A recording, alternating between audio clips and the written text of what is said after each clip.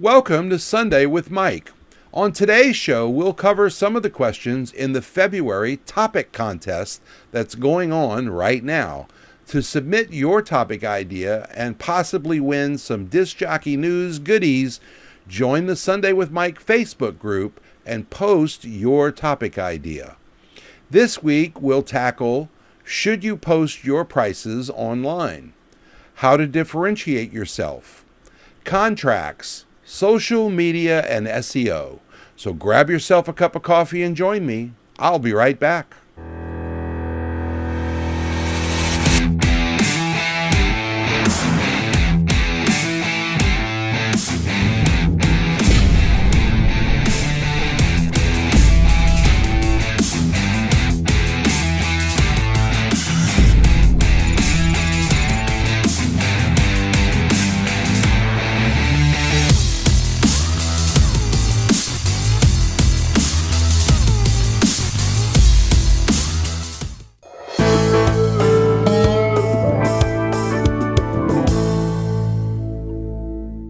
Hi, and welcome back. I've got my coffee, and I hope you have yours. You know, there's been a long-standing debate with all kinds of businesses ever since the internet and websites became a thing.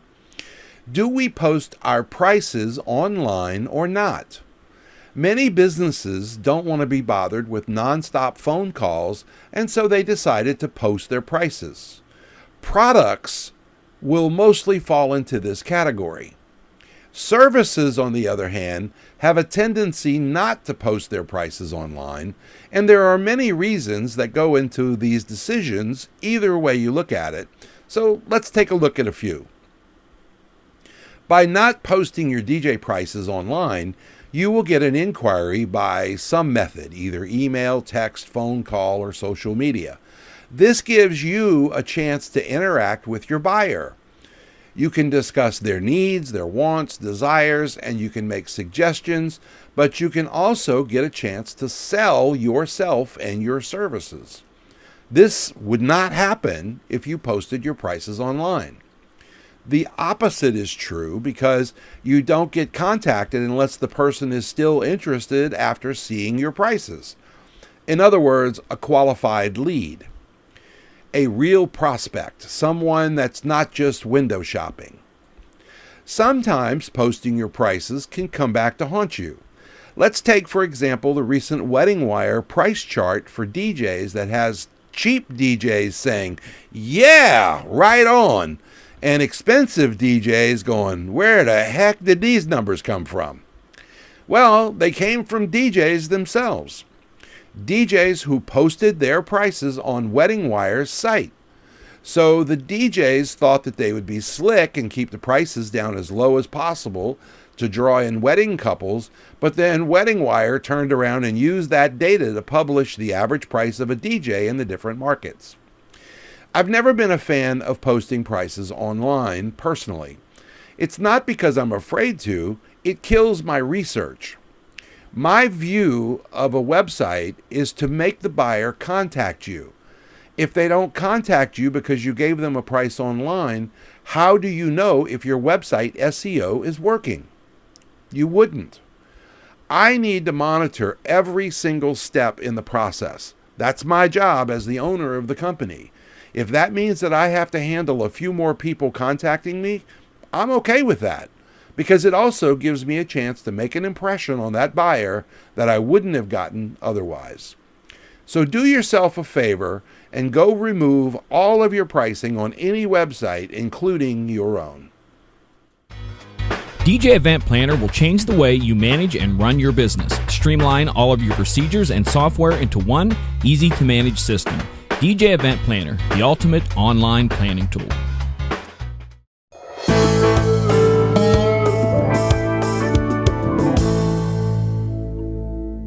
Jerry Drain from the Sunday with Mike group wants to know, quote, "How do I differentiate myself from other DJs?" End quote. For the longest time, DJs made their website and businesses about being a commodity instead of being a service.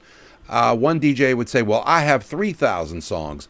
And then the next guy would go, well, I have 5,000 songs. And then they would compare speakers and lighting and amplifiers and all kinds of stuff to show that one was better than the other. And this would just keep escalating ever since, websites first came out.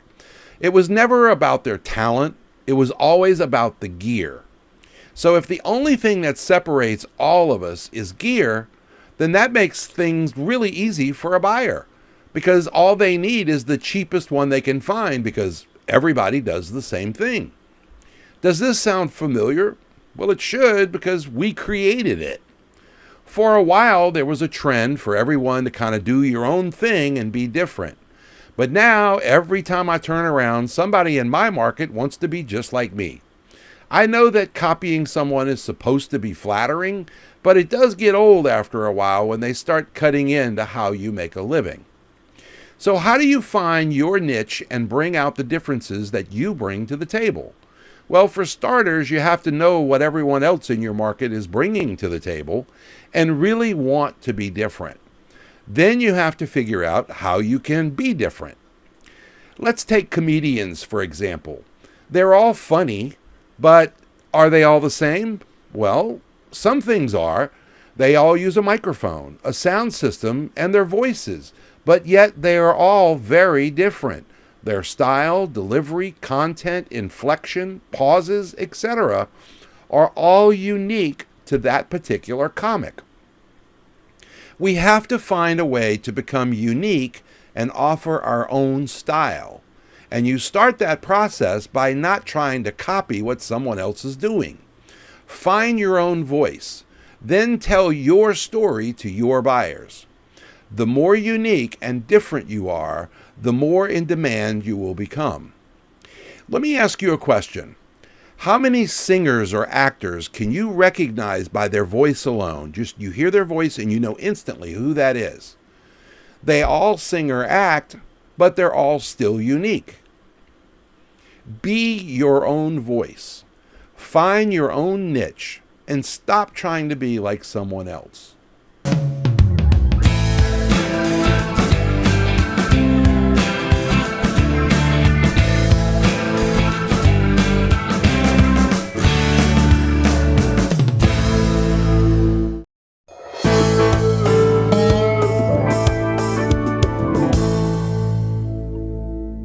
Deb Sievert from the Sunday with Mike group wants to know, contracts, what should be in them, and can I post some samples for newbies, people, new DJs? The first thing to learn about contracts is, what does it look like? What most DJs call a contract really isn't a contract at all. It's an agreement. Contracts have a place for witnesses to sign stating that they saw the parties signing the document. So if you have a piece of paper that only has you and your client signing it, then you have an agreement, not a contract.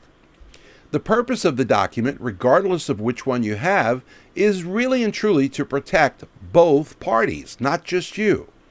Think of it as a reasonable set of rules that both parties would agree to and play nicely together by. It has to protect both parties fairly. It has to inform. It has to have teeth in the event in case something goes wrong. You have to be willing to enforce the agreement in the event things get a little nasty. And sometimes that's not really easy to do. Since every state in the United States operates under different laws, it would be really impossible for us to come up with a document that would be legal and binding in all states. So I highly recommend that you hire an entertainment attorney to help you with your document. Not only will it be properly labeled as a contract or an agreement, but the terms on the paper would be legal in your state. Since we have an international audience that watches our show, that would be almost impossible to try to include them in other countries as well. Again, a local attorney is the only safe way to make sure that you're really protected. I created my first contract by reading many that I found online using Google and taking bits and pieces of each one and creating a new document that eventually became my draft agreement. It was submitted to an attorney, and over time, it's been reviewed many times by both attorneys and even some judges that have hired us to provide services for them. So I'm currently pretty confident in my agreement because I don't have a contract. Once in a while, someone will find a crack in the agreement that hasn't been covered, and I'll close that loophole and move on. Don't waste any time on it because it's just not possible to foresee every single possibility that somebody's going to come up with. This is yet another reason to seek out the advice of an entertainment attorney because they have seen just about everything and you get the benefit of their knowledge.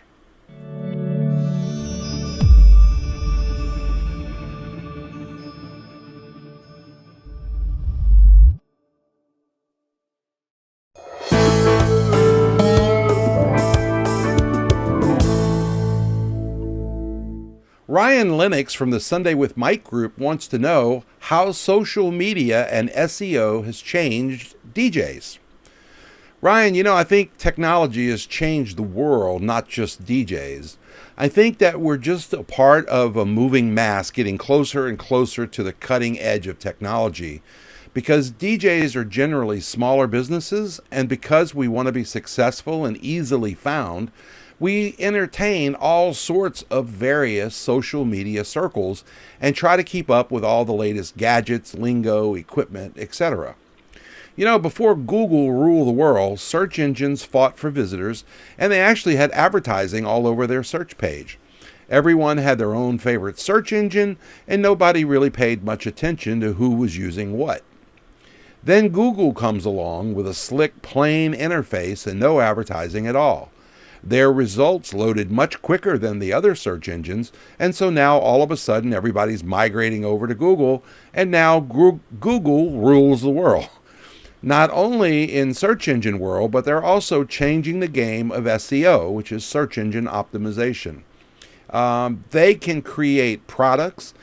They took the map business away from MapQuest, which owned the online map business for many, many years. It's all part of the life cycle, and we as small business owners must keep up or pay someone to do it for you. There are many companies that pay people to post to their social media sites and to keep up their SEO strategies for them. So, as I see it, technology has changed just about everything that we do, how we do it, and the speed at which we need to complete the projects. So hang on tightly because it won't slow down anytime soon. So that's going to be our show for today. I hope that you'll share it with your friends and give us your thoughts down in the comments section. And don't forget to give us a thumbs up if we've taught you anything new today at all. I'm still saving a seat for you in the Sunday with Mike Facebook group, and it's not too late to join in and put your favorite topic that you'd like for me to cover in the February topic contest. The winner, chosen by the Disc Jockey News at the end of February, will be announced in March, and whoever gives us the topic that is number one is going to get some swag. You'll get a hat and a shirt, and I don't know what else John's going to send you, but it'll be worth it. So join the group if you haven't already, and be sure to submit your topic suggestions. I'll see you next week.